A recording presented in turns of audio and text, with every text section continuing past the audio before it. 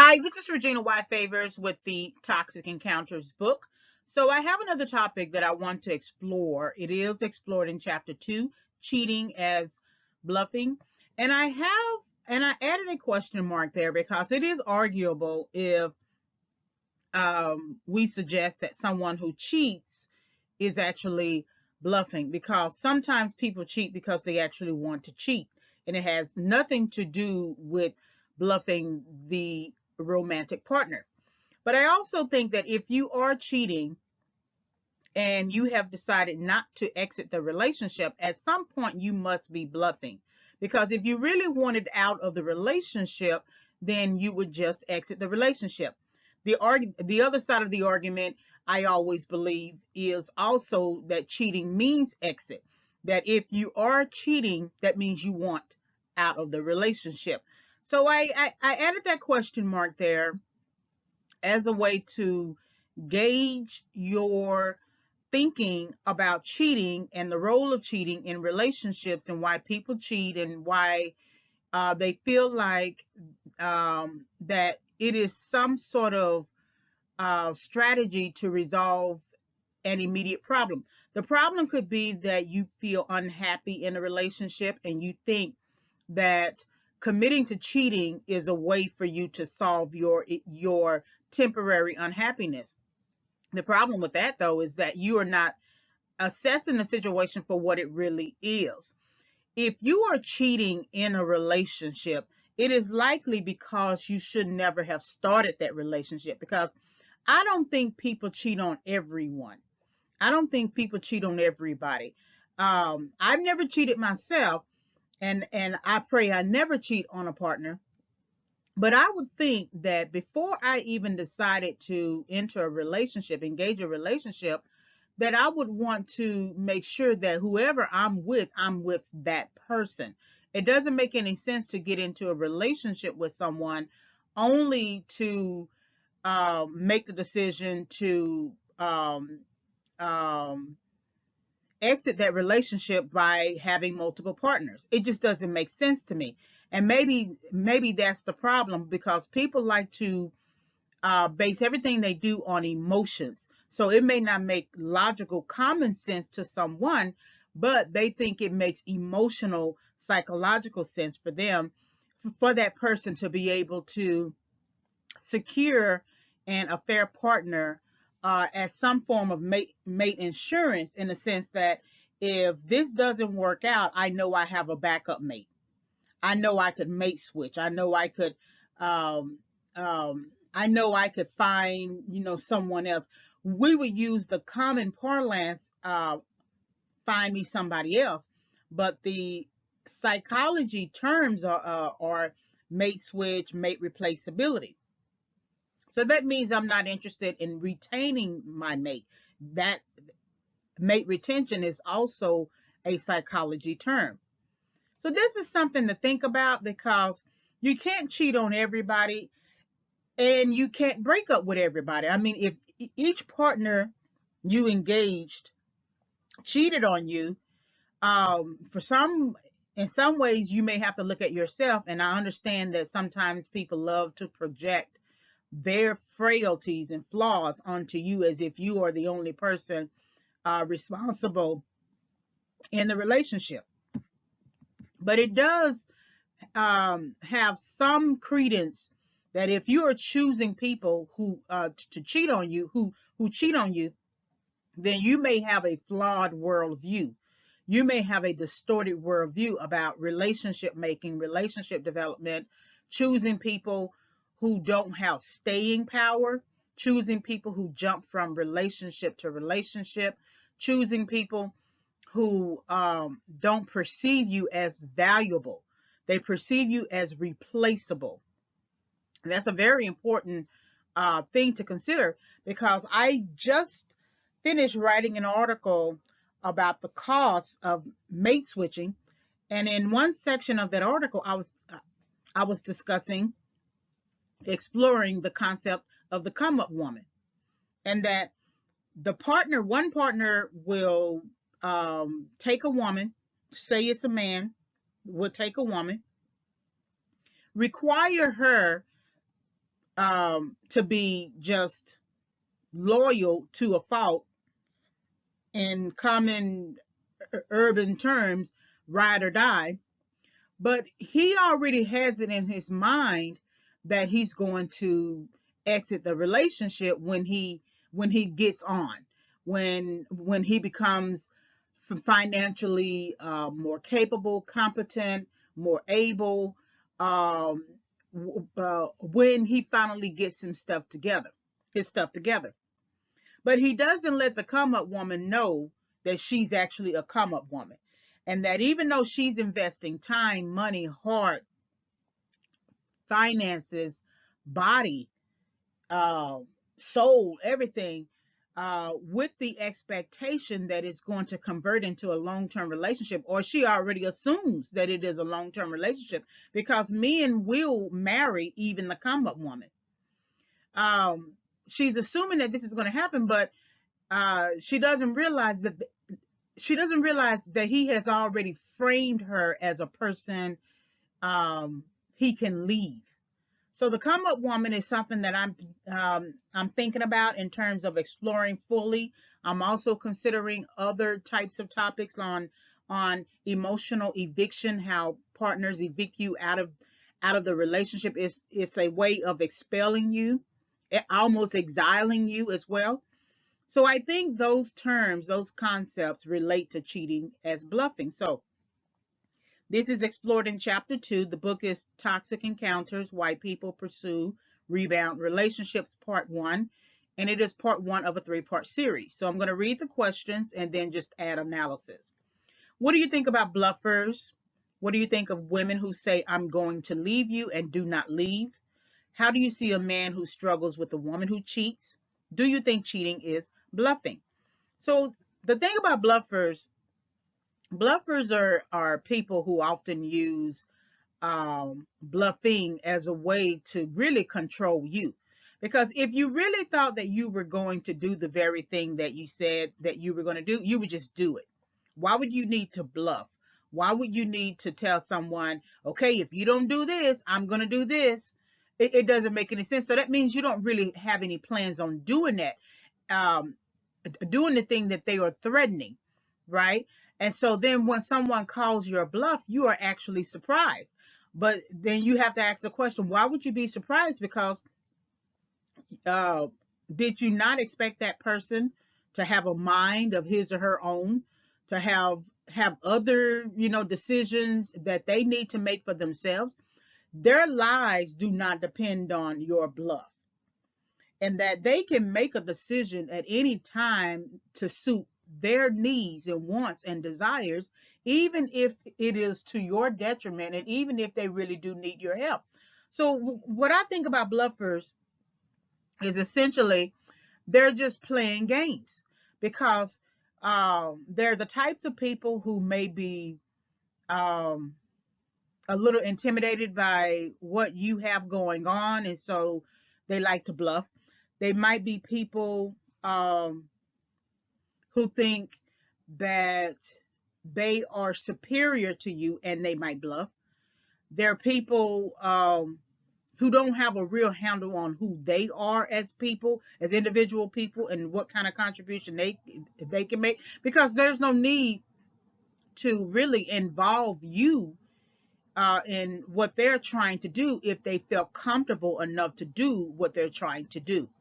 And so it's almost like they're almost like trying to depend upon you, or make things very interdependent between you both, so that you don't accomplish the things that you want to accomplish. So if I say, okay, I'm going to, if you don't stop posting on social media, then I'm going to unfollow you. Okay, but if you really want to unfollow the person, then just unfollow the person. And so that's what that really means, is that you really, there's an attitude that you have that you are trying to make conditional for someone else's behavior to change, when in actuality you just really want that attitude. You really want that. You really want the thing that you're trying to bluff about. If you don't stop cheating on me, then I'm going to cheat on you. Well, that's really what you want to do. Sure, it may be you trying to pay them back. It may be some kind of retribution, some threatened retribution. That if you really wanted to cheat, then just cheat. So yeah, I think about bluffers as being people who tend to play games. They don't really, they either mean what they, when they're bluffing, I don't think they really mean it. They just do it to change, to try to control and manipulate your behavior. But there is a um, hidden agenda with them, in a sense that they really want to do the thing that they are threatening. And that it's better to call their bluff, because if you don't call their bluff, it would be a perpetual manipulation of your relationship with the person. And you can't live like that. It's better that you go on ahead and just communicate areas that you feel there are gaps, or areas that you feel the person has hurt you or offended you, than to bluff, because people are definitely willing to call your bluff if they have to. What do you think of women who say, I'm going to leave you and do not leave? The thing about this, it is a very hard thing to make a decision to leave a romantic relationship when the partner is cheating. Especially, I mean, if you add age to the factor, if you've had multiple marital uh, relationships, if you are ready to settle down, if you have kids with the person, there are so many different factors that come to play when a woman says, I'm going to leave you, but does not leave. That's why it's better for you not to say that, because once you make that kind of statement and you don't follow it up with consistent action and final action, then the person will believe that he or she can continue to um, commit the violation, because in their mind you are permitting the violation. So every time the person cheats, you get upset, you get mad, you threaten to leave. The person leaves and goes outside for to walk, get a breath of fresh air. Then you come back. Then you are mad at each other for a good minute. You don't cook, you don't have sex, but then eventually you give in and cook and have sex, and then there is a return to some form of stasis in a relationship, where you return to the same things that you were doing before, and all he knows, or all she knows, if it's a female cheating partner, is that you didn't do what you said you was going to do. You didn't. So that means in their way, in the same way, the ironic way, in the same way that you are saying that the person is not a man of his word, you are saying that you are not a woman of your word. And that's why you have to be careful, because if your word is, I'm going to leave you if you don't stop cheating, then you should leave.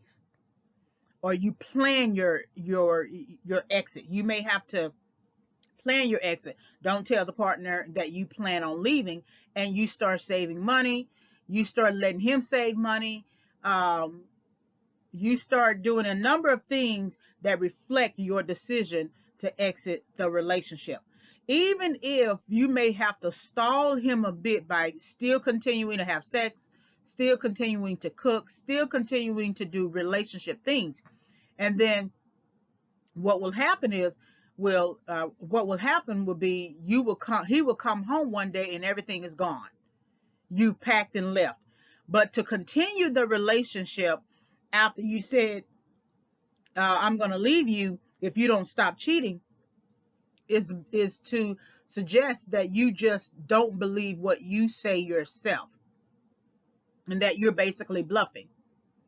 And if you don't really believe that, don't say it. Wait till you get to a point where you actually believe it. How do you see a man who struggles with a woman who cheats? So I have never been exposed to a man with the woman who cheats, in a sense that I've had to maybe help that person understand. But my ex wouldn't leave his ex alone, and that's why we ended up breaking up. But she was the kind of person who sort of kept a emotional, psychological hold on him. And she was the kind of person who said that he had a duty to her. And she was also the type of person who bragged about having someone herself while she was still trying to mess with my ex. So in that way, I was exposed to a woman basically who cheated. I'm not sure if it falls completely under the category of cheating. The woman, a man who struggles with a woman who cheats, it reminds me of that movie with Andy Garcia and Meg Ryan, and she was struggling with alcohol. Now that's alcohol, but it just reminds me of that type of situation where a person is struggling to love a woman. A man is struggling to love a woman through all her faults and fears and struggles of every kind. And with that, if he stays in that relationship, he dies a little bit every day. And in that case, he's really not bluffing. And if he did say to her that if you don't stop drinking, if you don't stop cheating, then I'm going to leave you, I'm not quite sure that's a bluffing situation.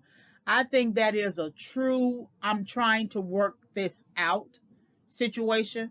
I love you. I want this marriage. I want this relationship. I want you to get better. Go to counseling. You may have some childhood sexual trauma that you need to address. Do all these different things so we can work through this. This is not manipulation or control. This is not him bluffing or anything like that. This is him essentially saying, I love this woman and I want to work things out. And so that's how I see a man who struggles with a woman who cheats, because most men don't stay with women who cheat. I don't think I've ever really heard of a man who stays with a woman who cheats. I've heard of a woman who stays with a man who cheats, but to me it's rare that you see something like that. So I think when you have a man who stays with a woman who cheats, I think that's very significant, and I think you should take note of that. And something about that suggests that he cares about that woman. He loves that woman. He wants the best for that woman.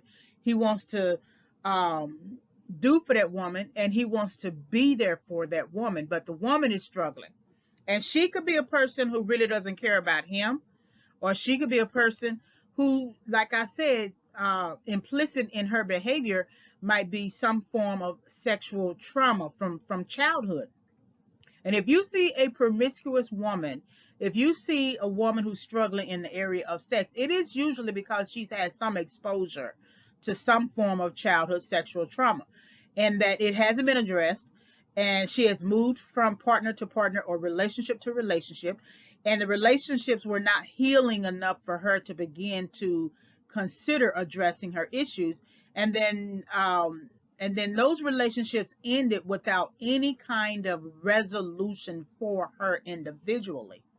She didn't think to herself, maybe I need to begin looking at this, situation. Why do I keep choosing the same type of man um, who cheats on me, or the same type of man I keep cheating on myself?